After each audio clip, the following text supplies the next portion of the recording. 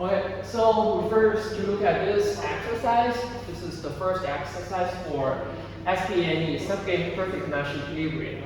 In this exercise, we consider a two-player game in extensive form with perfect information and also with a set of terminal histories. So these are the terminal histories. Now, player 1 has a set of preferences, and player 2 also has a set of preferences.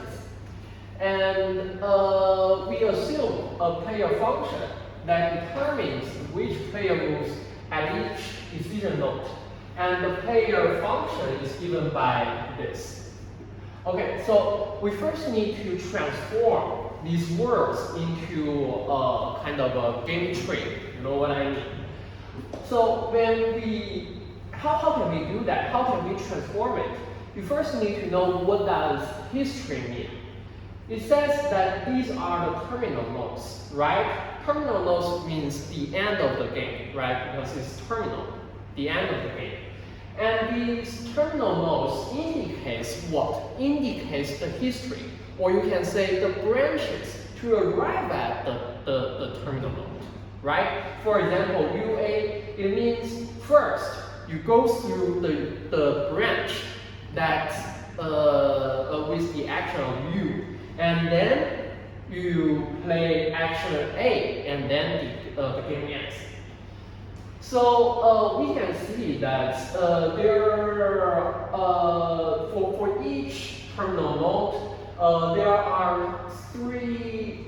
How should I put it? There are kind of like two actions for the first period, right? Because you see here begins with U, begins with U, begins with U, and these three all begin with B. So this means in period 1, there are two actions, either U or B.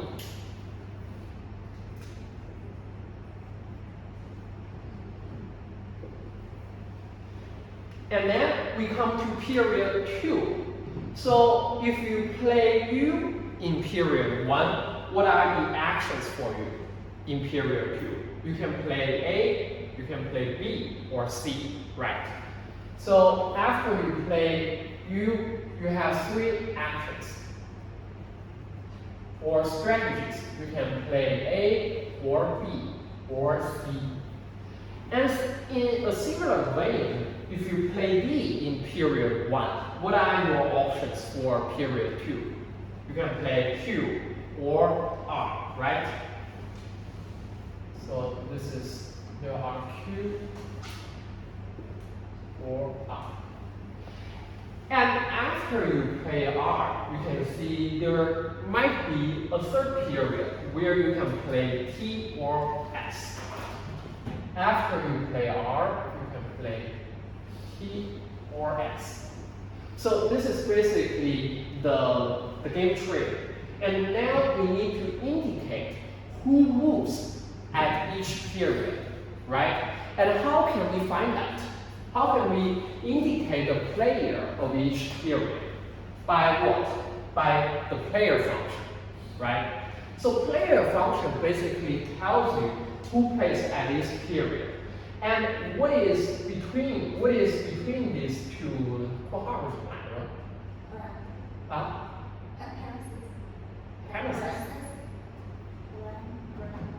Premises. I forgot. One part, but it indicates what? It indicates history. And what does empty set mean? Here, this is empty set. Okay, empty set. What does empty set mean? It means there is no history. So,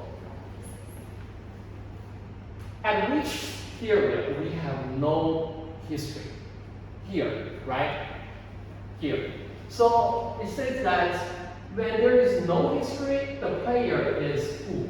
Is player 1. So this is player 1. And similarly, if you play D, if the history is D and R, history is D and R, the player is also 1, right? So this is also played by player 1. And here it tells us if the history is U, and the player is who? is 2. And if the history is D, the player is also player 2. So basically, we now indicated the player of each stage. Finally, what do we do? We need to write the payoffs, right? And here, we see player 1 prefers UA, UB, UA to UB to EQ.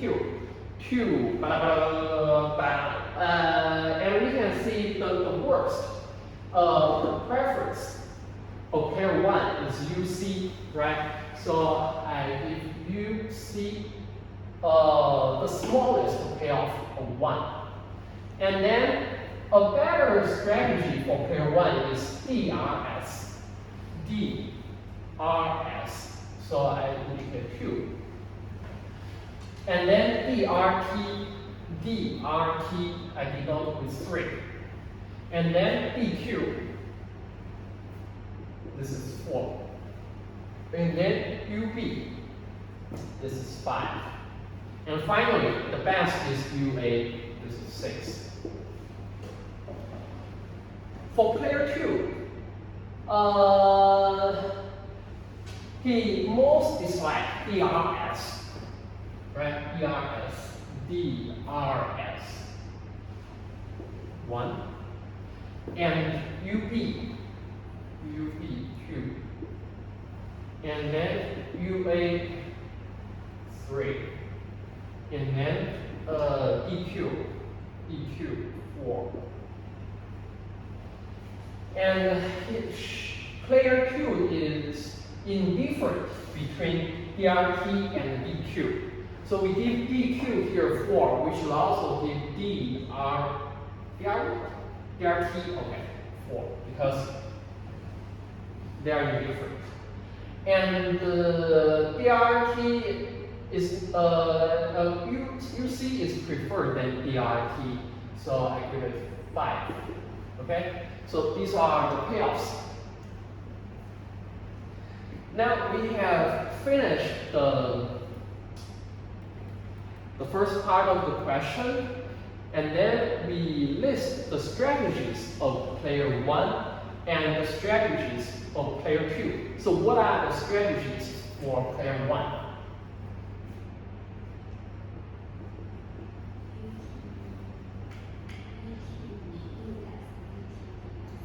Right, exactly. So we need to understand how to find strategies. The first step is to see at which periods player 1 moves. You see at period 1, and also period 3, player 1 moves. And we kind of like combine the strategies of player 1 and each period. So if player 1 chooses to play U in period 1 and T in period 3, he gets a strategy of UT. And if he chooses U and then S, you get US. And in period 1, E. And in period 3, if he plays T, you get DT. And finally, if player 1 plays D in period 1 and S in period 3, you get BS. So these are the strategies of player 1. And the strategies for player 2. You see, player 2 only plays in period 2, but there are 2 kind of different nodes or decision nodes. And these decision nodes leads to different actions, right? Or you can also say these decision nodes comes from different history.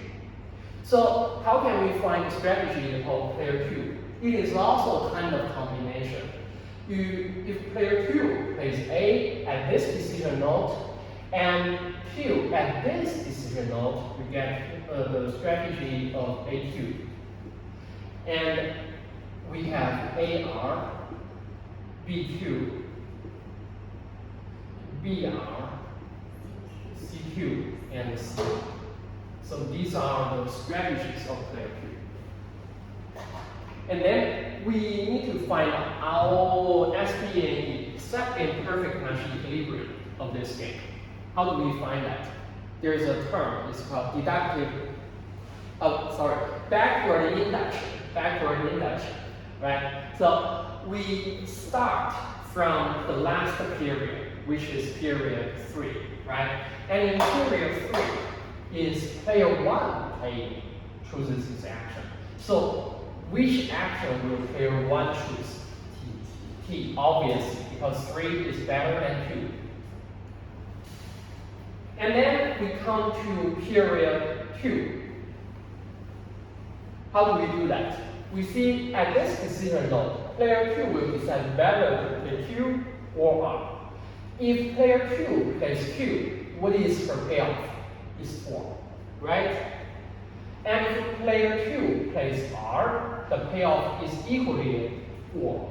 So she's kind of indifferent between Q and R, right? Okay, at this decision node, if player 2 plays A, she gets 3. B gets 2. C gets 5. What will she play? Obviously, she will play C, right? And then we come to period 1. At this period, player 1 will decide whether to play U or D. But when player 1 is considering the payoff of playing D, he needs to consider what? He needs to consider whether player 2 will play Q or R, right? So if player 2, the strategy of player 2 in period 2 is CQ, let's say CQ. Player 1 will play U or D.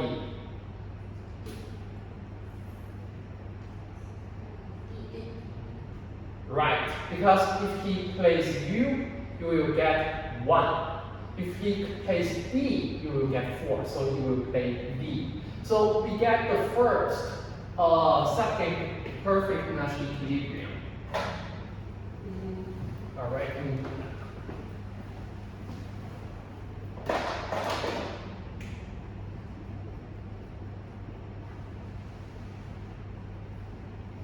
The first is player 1 plays D. Player 2 plays CQ. And player 3, player 1 also plays T in the first period. So this is DT and the CQ. This is the first. But what if player 2 plays CR in period 2? If player 2 plays CR and player 1 plays U, player 1 gets a payoff of 1. If player 2 plays CR and player 1 plays D, you will get a payoff of what? 3, right? So you will play D, right? So the second SPNE is player 1 plays D and T, DT, and player 2 plays CR.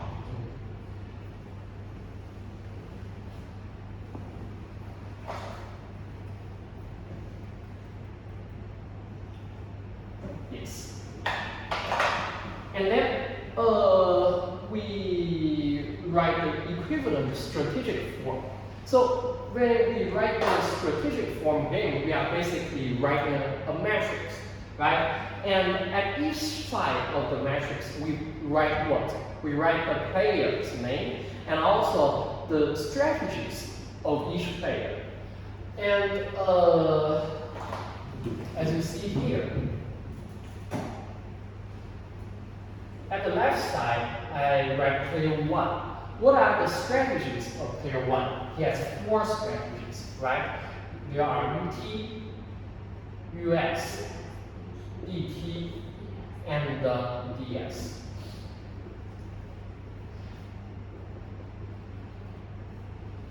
And for player 2, there are AQ.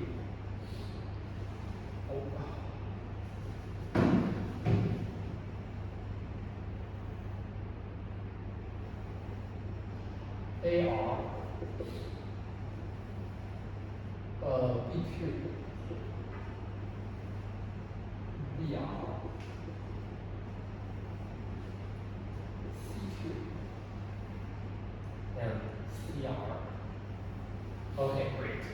So what are the payoffs? We see player 1 plays UT and player 2 plays AQ. UT and AQ. Which terminal node will we arrive at? This one, right? 6-3. So this is 6-3. And similarly, if you see there's U, there's A, you will always get 6-3. And this DTAQ. DTAQ. So this is terminal node 4-4. And when there is an EQ, it's always 4-4. And UA 6-3. UA 6-3. And DT,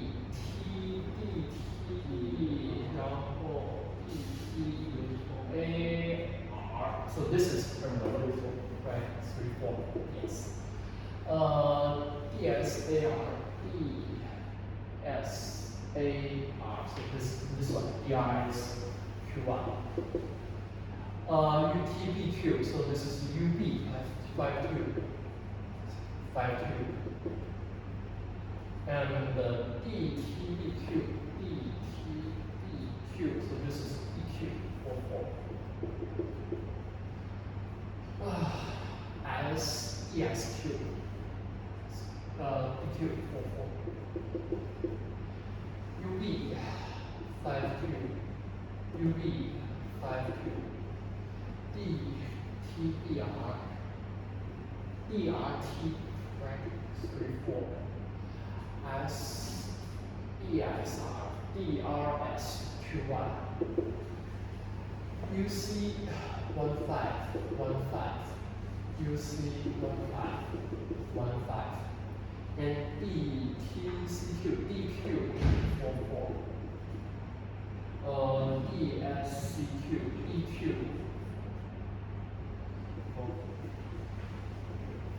然后DTCR BS DT 3-4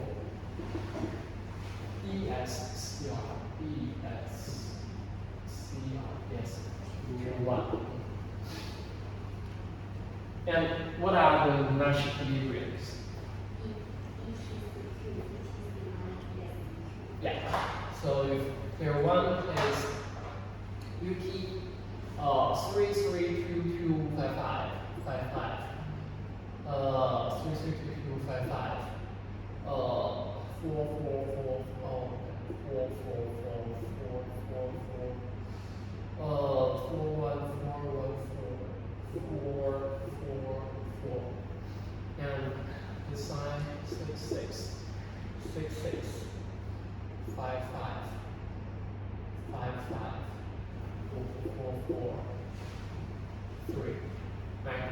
So which are the Nash equilibrium? Here, here, and here. So the Nash equilibrium are the ETCQ, ETCR, and ESCQ.